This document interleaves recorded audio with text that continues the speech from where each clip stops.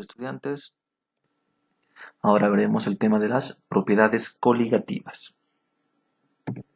Ahí está. A ver, para empezar el tema, pues tenemos que definir qué es una propiedad coligativa. En realidad, las propiedades coligativas son aquellas cuyo valor depende solo de la concentración del soluto disuelto, ¿no? Y no va a depender de su naturaleza.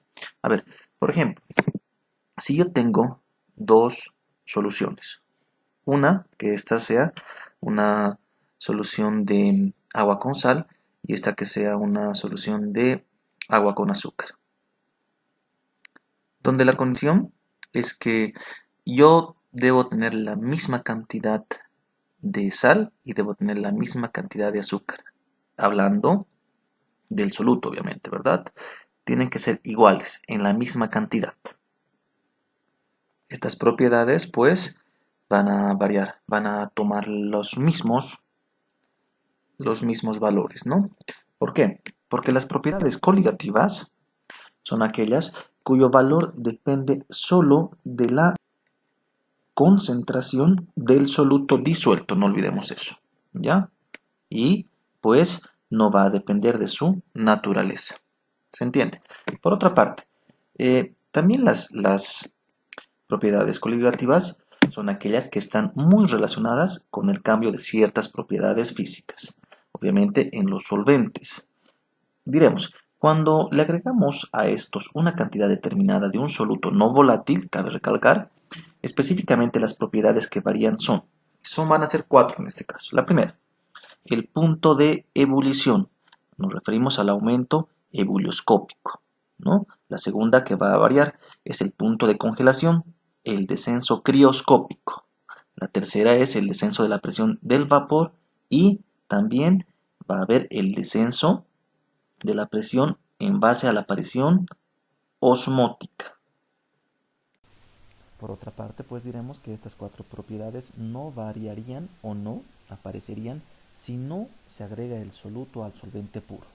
Obviamente, ¿no? Las moléculas del soluto interaccionan o van a interferir en el normal movimiento de las moléculas del solvente, afectando seriamente, que son estas, ¿no? Las moléculas del solvente.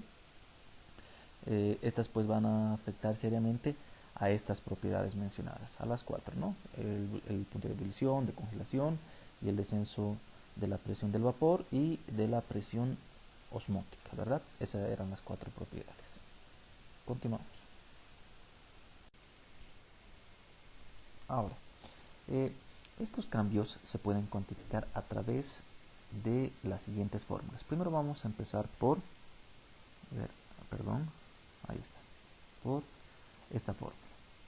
A ver, variación, incremento de temperatura es igual a la constante por la molalidad. Vuelvo a repetir. Variación o incremento de temperatura es igual a la constante por la molalidad. No normalidad, es molalidad con L. Ahora, ahí está el cursor.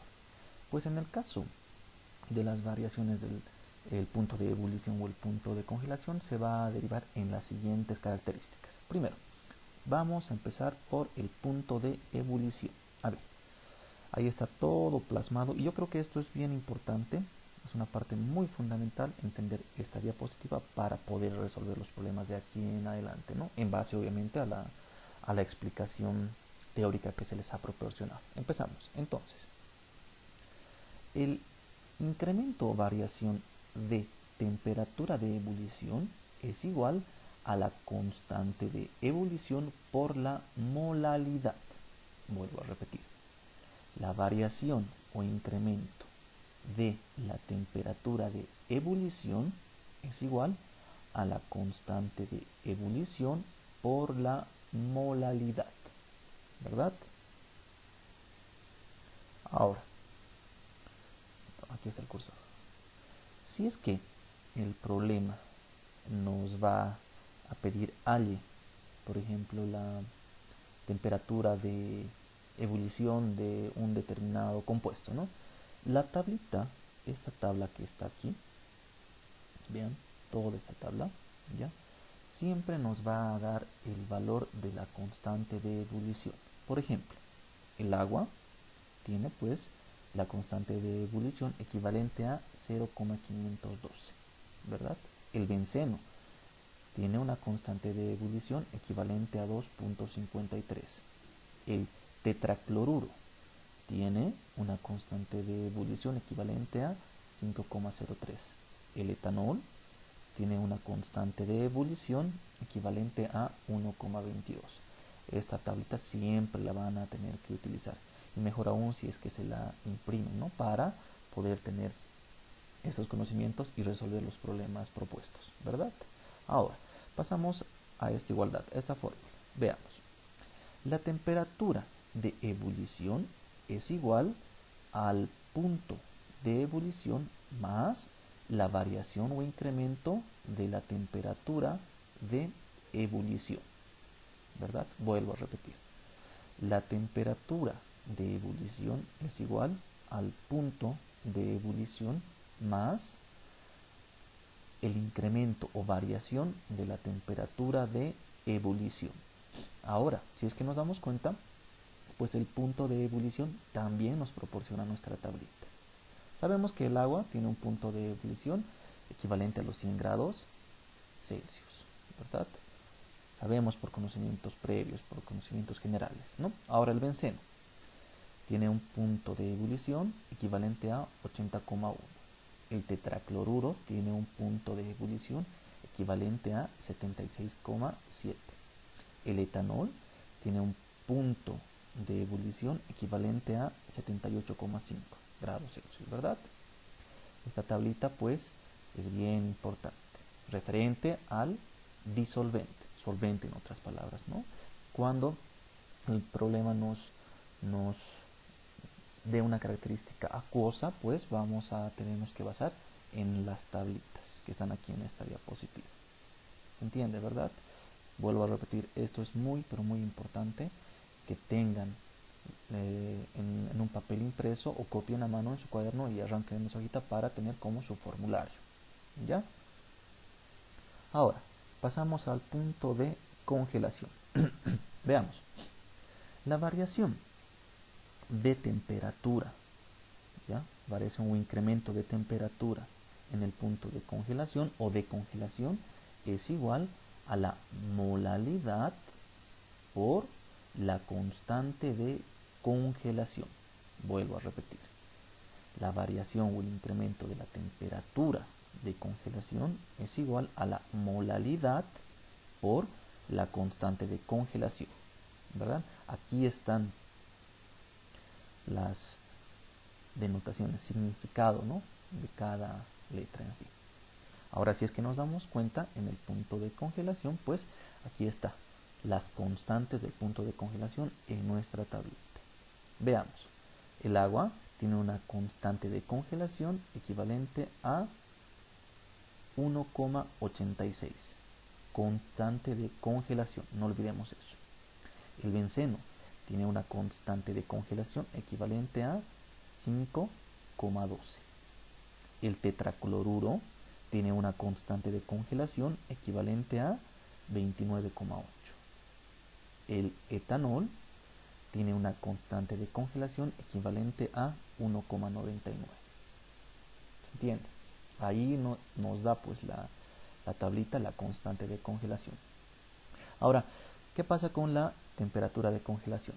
La temperatura de congelación es igual al punto de congelación más la variación o el incremento de la temperatura de congelación. Vuelvo a repetir. La temperatura de congelación es igual al punto de congelación más la variación o el incremento de la temperatura de congelación.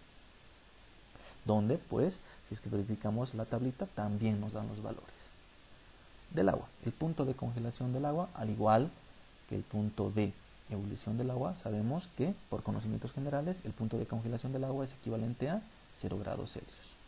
El benceno. El benceno tiene un punto de congelación equivalente a 5,5.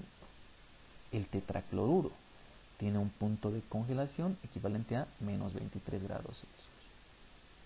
el punto de congelación del etanol es equivalente a menos 114,1 grados Celsius. Ahí está los valores del punto de congelación de los determinados compuestos, ¿verdad? H2O, etcétera. ¿Se entiende? Ahora, cabe recalcar, y vuelvo a repetir, no me voy a cansar de repetirles esto es muy, muy importante que tengan, y mejor aún si es que se aprenden de memoria. Toda esta diapositiva pues es la fundamental, creo yo. Ahora, otro datito importante que les puede ayudar, ¿no? En la mayoría de los problemas de las propiedades coligativas de este tema, pues se usa como solvente el agua, el H2O. Aquí está, ¿ya? Que es el solvente universal en realidad.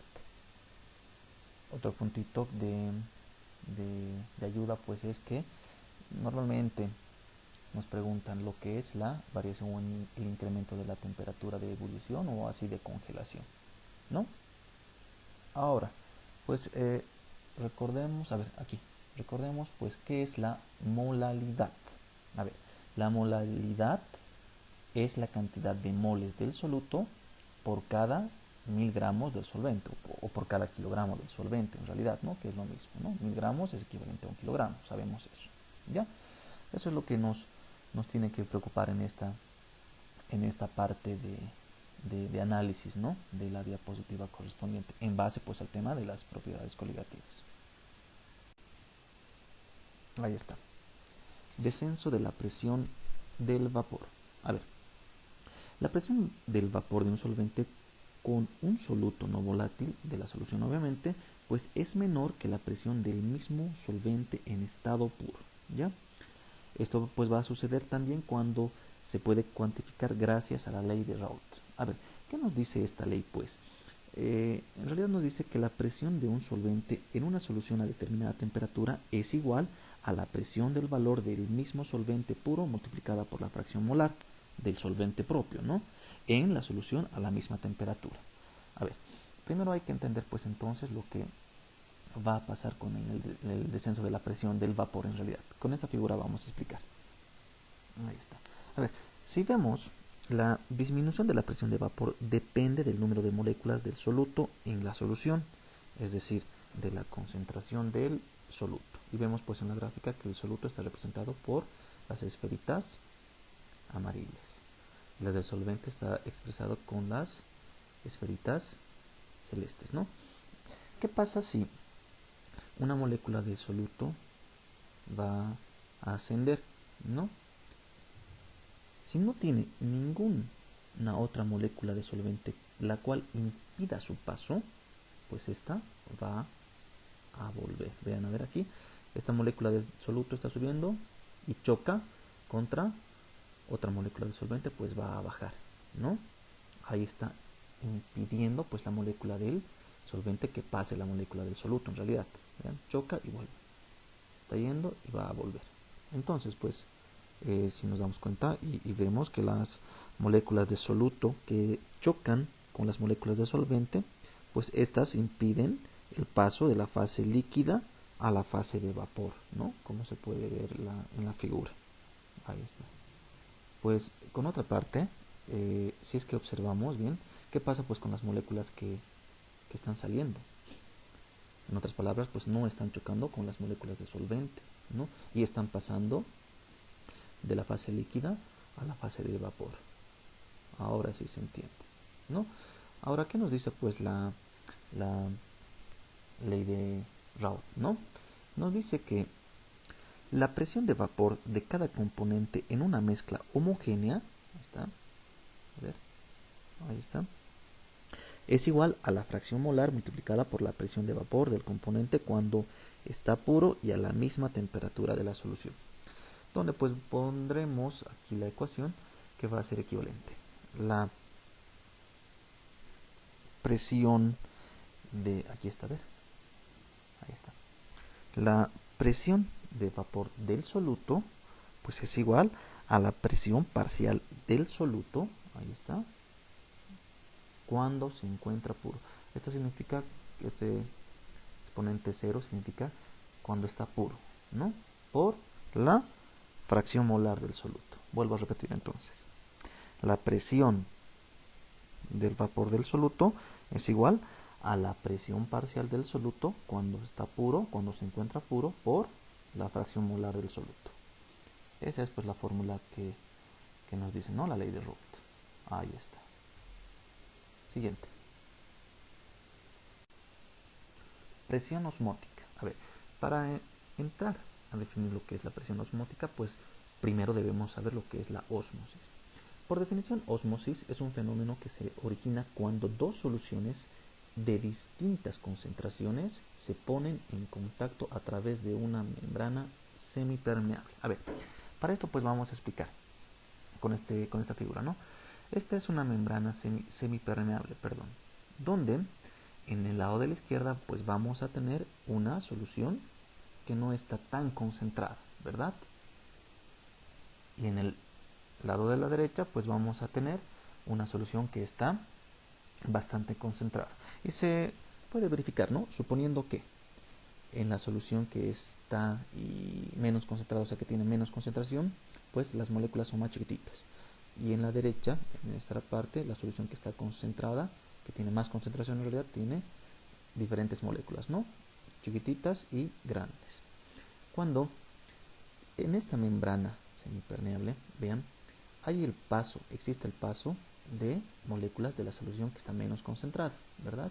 Está aquí, se denota que está pasando, ¿no? Las moléculas de la solución con menos concentración.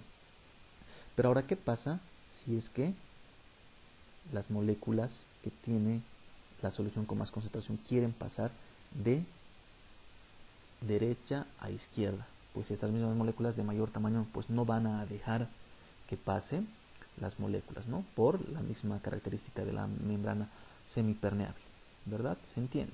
No es fácil la relación de molécula a molécula. Me refiero a las moléculas de la solución con menos concentración a relación de las moléculas con la solución de mayor concentración, ¿verdad? Entonces, a ver, aquí está el cursor. Entonces, diremos que la solución que tiene menos concentración en este caso, que es esta, se la va a denotar hipotónica, ¿ya? Hipotónica. Y la solución que tiene mayor concentración es la hipertónica. Entonces, ¿qué es la ósmosis? Es el paso de las moléculas de una concentración leve hacia una concentración mayor. Ese es el proceso de la ósmosis. En realidad, esa es la ósmosis. Ahora, ¿qué es una presión osmótica? Empezamos con la explicación de presión osmótica. Bueno, la presión osmótica es la presión, como su nombre lo denota, ¿no? De la solución de mayor concentración, aquí está, para impedir el paso de la ósmosis, ¿verdad? Que ocurre obviamente del solvente o de la solución de menor concentración hacia la solución de mayor concentración. Vuelvo a repetir. Es la presión de la solución de mayor concentración, o sea, hacia este lado, ¿verdad? Para impedir la ósmosis. ¿Qué era la ósmosis? Pues es el paso de el solvente o solución menos concentrada pues hacia la solución de mayor concentración. Recuerda. Ahora, la fórmula de la presión osmótica. La fórmula de la presión osmótica pues se la define, bueno, en realidad presión osmótica se la define como una M recta. Y esta pues va a ser igual a la concentración molar por la constante R de los gases ideales por la temperatura absoluta que sabemos que se mide en grados Kelvin, ¿no? Plasmamos entonces la fórmula. Ahí está. En este caso es, ¿no? Una M recta. Parece más que todo una pi mayúscula, ¿no? Ahí está. Entonces decíamos que la presión osmótica, ahí está la representación simbólica, es igual a la concentración molar por la constante R de los gases ideales, ahí está, por la temperatura absoluta, que sabemos que se mide en grados Kelvin.